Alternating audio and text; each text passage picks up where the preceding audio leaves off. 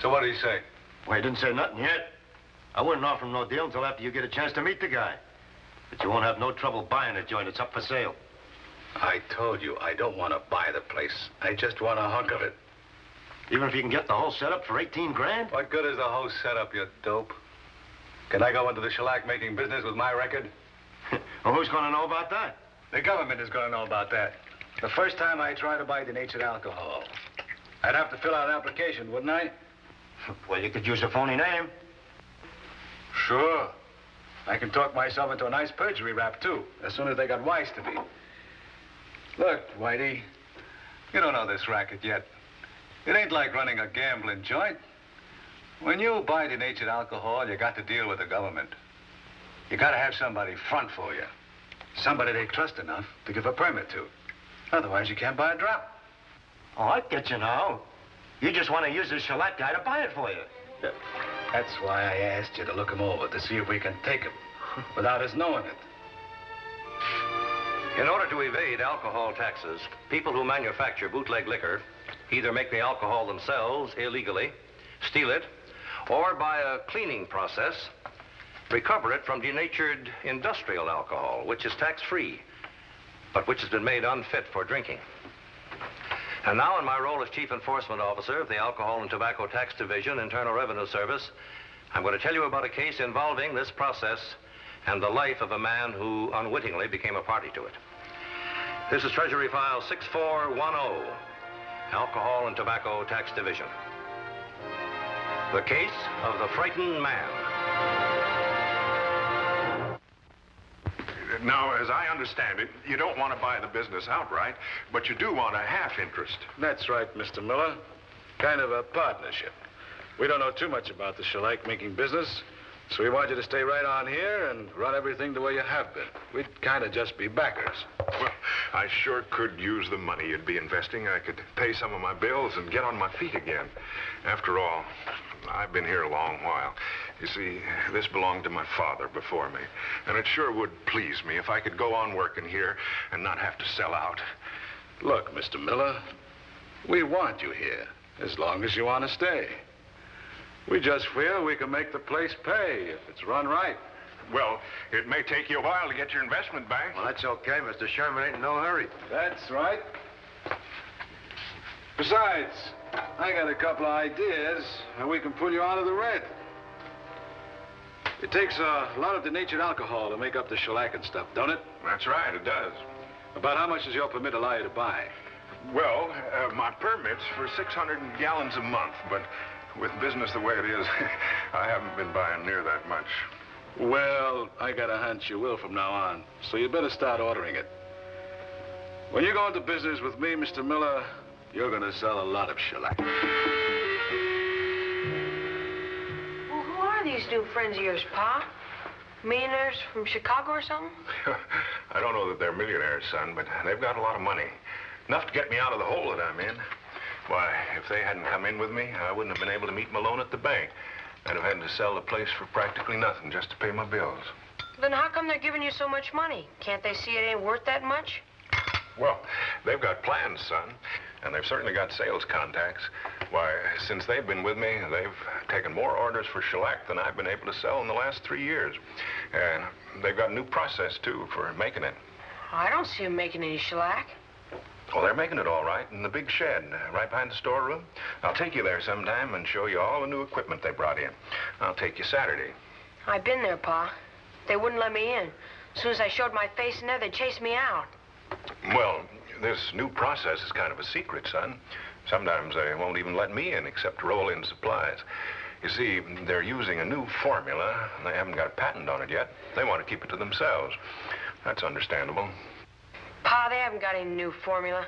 They ain't even making shellac. They got whiskey out in that shed. Plain, ordinary rye whiskey. Why, Clyde, what on earth are you talking about? I saw 'em, Pa, pouring it into bottles and loading it onto a covered truck. I even sneaked in after they were through and picked up one of those bottles. Clyde. Honest, Pa, it said whiskey on it. Rye whiskey, guaranteed 6 years old.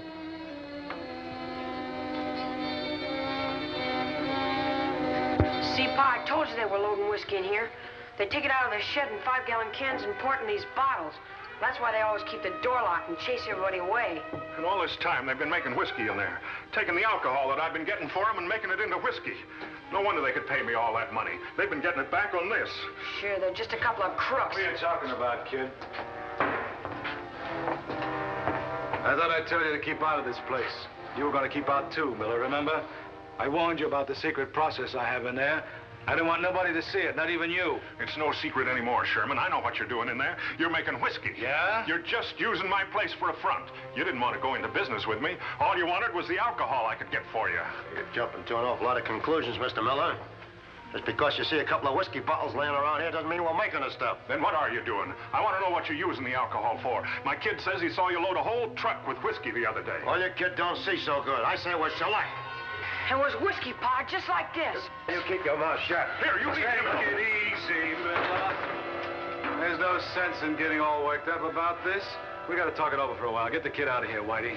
Don't you touch that boy. Come on. Quiet, Miller. You're getting all worked up over nothing at all. What?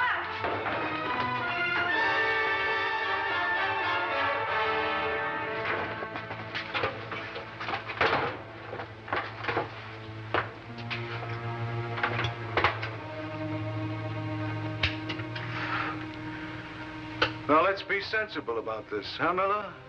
You're a nice guy, and so am I. Why should we make trouble for each other? We're trying to get along in the world. You in your way, me in mine. Now, what's wrong with that?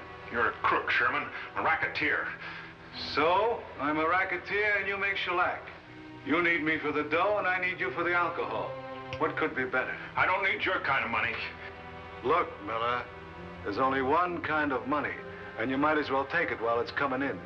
Because if you're going to try to be a hero about this, you're going to get hurt.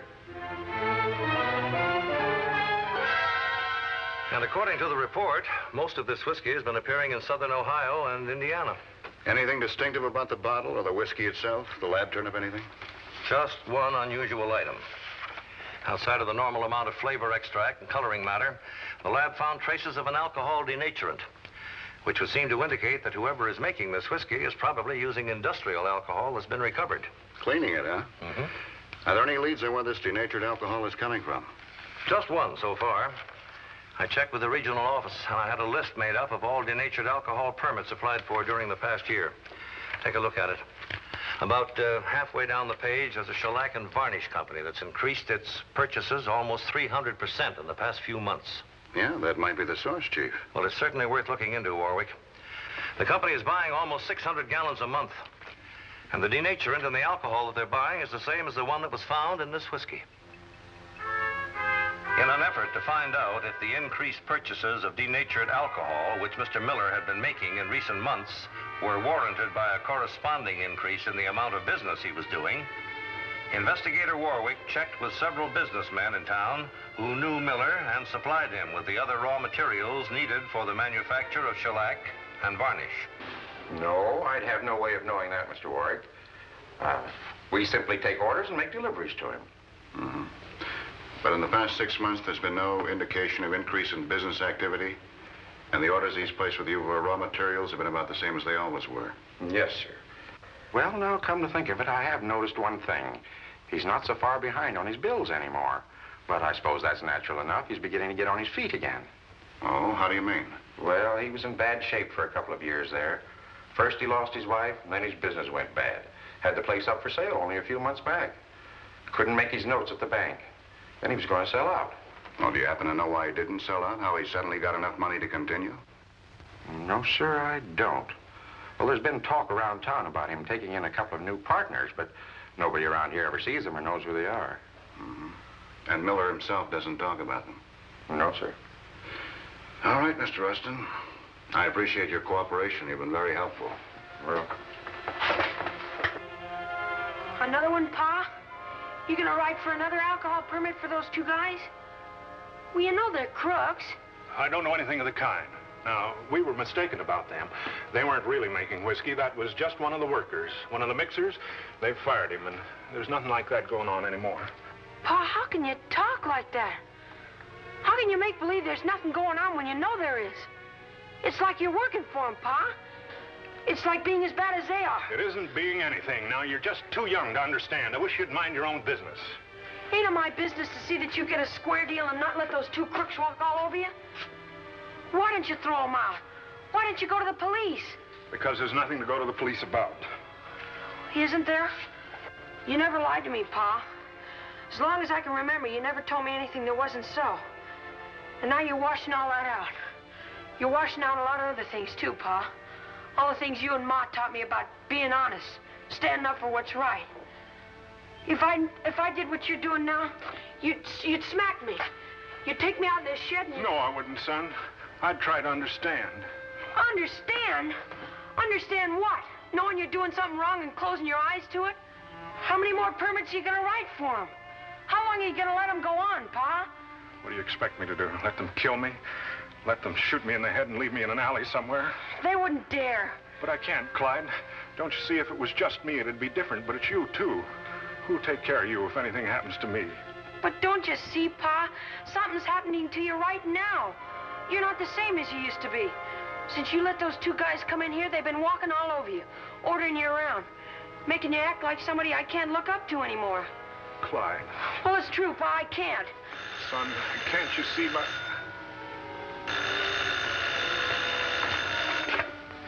Hello, Miller Shellac and Varnish Company. Oh, hello, Mr. Sherman. Hi. No. I just called up to find out about that application for a new permit. You sent it in yet? Well, no, I haven't. I was just making it out. I don't think I'd better send it in. I've been applying for so much lately, I don't think I can do it anymore. If it keeps on like this... Now, look, Miller, if you want me to get tough, So what do I care if it's squeezing you? Don't make so much shellac. Put water in it. Only don't argue with me. But, Mr. Sherman... No, I didn't say that. All right, I'll send it in this afternoon.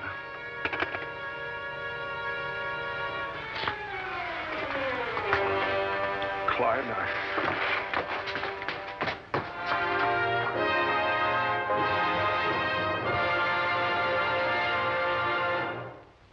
You're ashamed of me, aren't you, son? You think I'm a coward. I didn't say that. Oh, but that's what you're thinking. When a man won't stand up and fight, I guess he's a coward.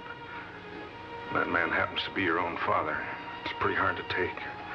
Especially when you've looked up to him all your life and thought he was a pretty great guy. Pa. It's what kids always think about their fathers. That they're strong and tough. They can lick anybody or anything in the whole world, but it isn't so, son. Sometimes we can't lick anybody. Sometimes we don't know what to do or where to go or even how to get along in the world. Sometimes we're just like kids. But, Pa, if you know they're crooks and you don't do anything about it... But I can't, Clyde. Don't you think I've tried? Do you think I'd go on like this if there was any way out? These aren't just crooks. They're killers. They're members of a gang, and they'll do anything to get what they want. This isn't like fighting a kid in the street. In this kind of a fight, you haven't got a chance. But if you went to the police, they'd be caught, wouldn't they? But how do I know they'll be caught? They aren't always caught. Half of them belong in jail. They aren't there, are they? Because people like you are too scared to turn them in. That's right. I'm scared, I admit it.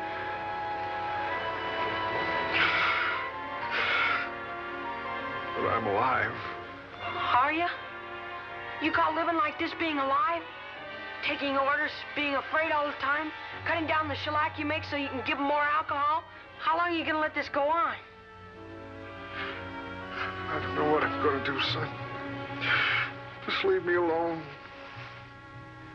So you don't want the deal no more, huh? You hear that, Whitey? He don't like our money. He wants to call everything off. You gotta let me out, Sherman. I'll pay you back every cent I owe you. Just let me out and I'll sell this place for whatever I can get. We don't want you to sell, Miller. We can't get no more alky if you sell. That's why we invested in you. You never invested in me. All you wanted was the alcohol. You wouldn't have gotten that if you hadn't fooled me into thinking you were honest. Now, please, Sherman, you've done everything you can for me. You've got to let me out. I just can't take it anymore. You're gonna have to take it, Miller, because you haven't got the nerve to do anything else. I will. I'll go to the police. Will you? You gotta let me out, I tell you. Okay. You want out? All you gotta do is say the word. Go ahead, Miller. Say it if you can't take it anymore. I'll put you out. You see? I know your kind better than you do yourself. Now go on, get out of here. Don't come back crying to me anymore, because if you do, I'll give you what you're looking for, understand? Yes, sir.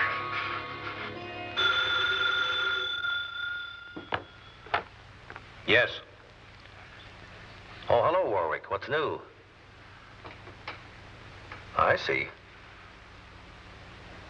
You think that Miller is actually making less shellac than he was before in spite of the increase in alcohol orders? Yes, sir. I've been checking with some of his customers, and not one of them reports an increase in purchases. If anything, their orders are smaller. Well, if that's the case, we better find out exactly what Miller is up to. See if you can make a thorough examination of the plant and, if possible, his books without arousing suspicion. All right, Chief. I'll go right to work on it. As soon as I have any news, I'll let you know. Good afternoon. Can I help you?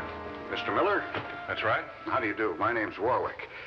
I happened to be out this way on business, Mr. Miller, and I heard that you were at one time considering selling this place. At least I understand it was on the market for a month or two. Well, yes, it was, Mr. Warwick. Why? Oh, I was just wondering. As a matter of fact, I wanted to find out if there's any possibility of your offering it for sale again. Well, yes, there is, if the right buyer comes along. Sit down, Mr. Warwick. Thanks. In fact, I was thinking about this just this morning. I'd sort of like to get out of what I'm doing and go into some new kind of business. I need a change. Mm-hmm. Of course, you can furnish statements on profits, volume of business, the accounts you service, and so on. Of course, of course. I'll be glad to show you my books. We could have an appointment, and I'll go over them with you. Good. In fact, if you'd like to look over the... What is it, Mr. Miller?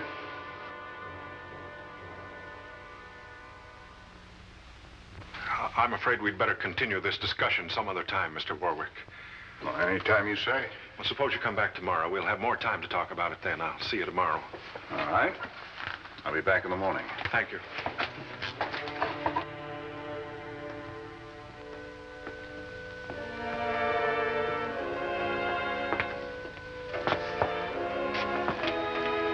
Who's your friend, Miller?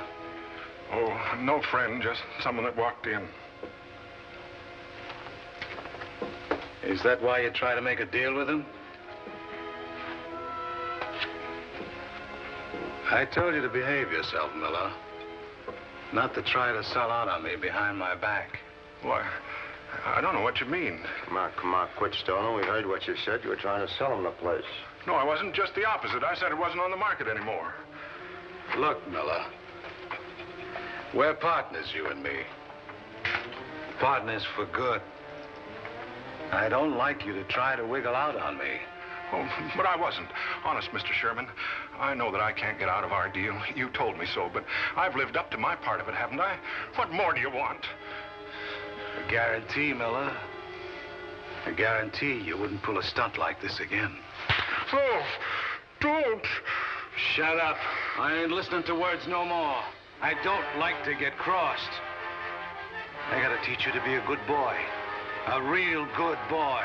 Take him out in the shed, Whitey. No, please, please. Out, I said. You haven't seen him at all, Mr. Calvin? Well, I thought maybe he might have stopped there on his way home from work. No, I'm worried about him. He's 2 hours late now.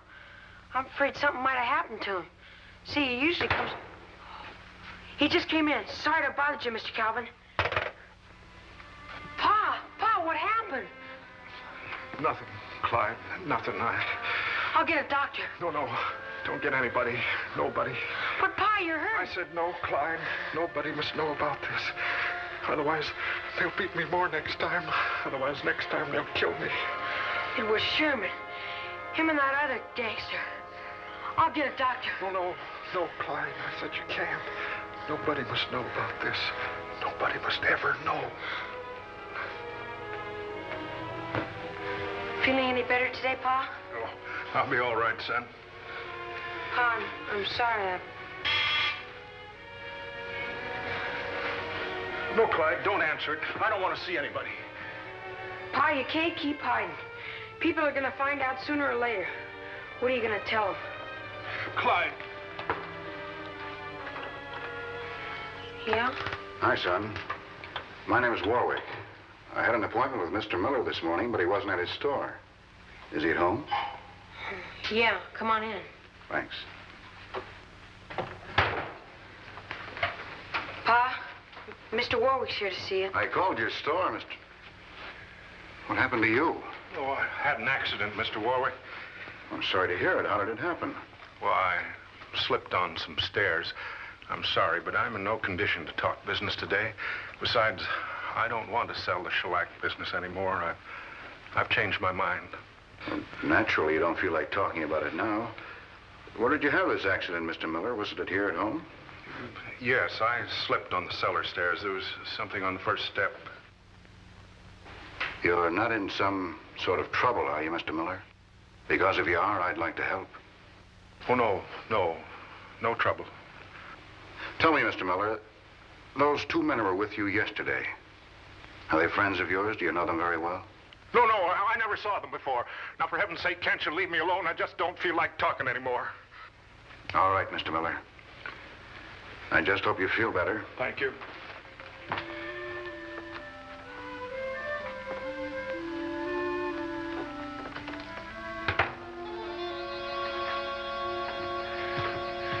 Pa, maybe you think it's right, but I say it's wrong. I know it's wrong to let things like this happen to you and not do anything about it. I don't care who those two guys are or how tough they can be. We can't let them get away with it. In the end, they'll only make it worse than it is now. They can't make it any worse than it is now, son. If I just do what they tell me and not make any trouble, sooner or later they'll finish what they're doing and they'll go away. They won't, Pa. They'll stay as long as you let them stay. As long as they know you're still afraid of them. The only way to get rid of them is to chase them out. Stand up to them. Let them know you mean business. Where are you going, Clyde? I'll be back, Pa. When they've gone, I'll be back. Come back. Clyde! Clyde! Go on, Whitey. What else? Well, that's it. He said he's going to go to the cops and spill the whole thing. We don't clear out of here. He don't like gangsters. He's going to send us to jail. Uh-huh. That's big words, kid. You got enough nerve to back him up? You don't dare do anything to me. Come on, Ray. Let's cut the chatter and get this thing over with. We got to shut this kid up good. Well, shut him up, all right. You lay a hand on me and you'll get it back double. You can't kick everybody around, no matter who you... Shut up. You hear me? Shut up. You open your mouth again and I'll let you have it. Go ahead. I ain't afraid of you. You're just bluffing. You haven't got the nerve to plug anybody. Well, you lousy little punk, I ought to fan your hide for you. Come on, Ray. Give it to him. Give it to him. It's the only way we're going to shut this kid up. Come on. Come on. Drop the gun. What is this? That's what it looks like. United States Treasury, Sherman. You're under arrest. You all right? Sure, I knew they wouldn't hurt me. They're just a lot of hot air. Well, it's a lucky thing we've been keeping an eye on you ever since you left the house. All right, Clayton, take him out. Clyde! Clyde! What are you doing here? Well, I'm all right, Pa. Sure, he's fine. He's just been helping the Treasury Department crack a tough case. Well, they're not so tough, Mr. Warwick. Take the gun out of their hands and they're not tough at all.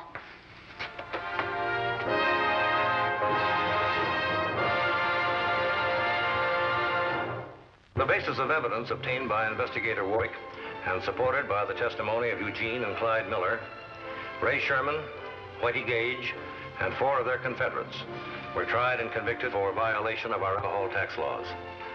All 6 men received long sentences in prison.